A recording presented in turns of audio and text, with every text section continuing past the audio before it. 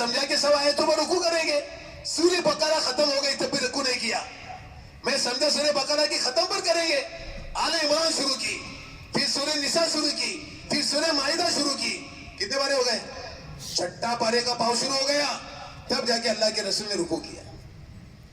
اور امی عائشہ بیان کرتی ہے اتنا لمبا قیام کرتے تھے کہ پاؤں پر ورم آ جاتا تھا, وہ ورم آ کر پاؤں پھٹ جاتے تھے. اور اللہ معاف کر لے, کبھی ہم کو نماز میں رونا ہے؟ اللہ کے رسول صلی اللہ علیہ وسلم روتے روتے 3 چیزیں ترک کر دیتے تھے. پوری داڑھی مبارک سے آنسو ٹپکتے تھے اور ٹپکنے کی وجہ سے پوری گود بھرتی تھی. پھر سجدہ کرتے تھے تو زمین کا پورا حصہ تر ہوتا تھا. اور یہاں تک کہ فجر کی اذان ہو جائے, حضرت بلال آ کر کہتے تھے اللہ کے رسول آپ رو رہے کہ اللہ نے آپ کے اگلے پچھلے گناہ معاف کی نہیں کیے؟ تو کیا فرماتے تھے, پھر میں اللہ کا شکر گزار بندہ نہ بنوں؟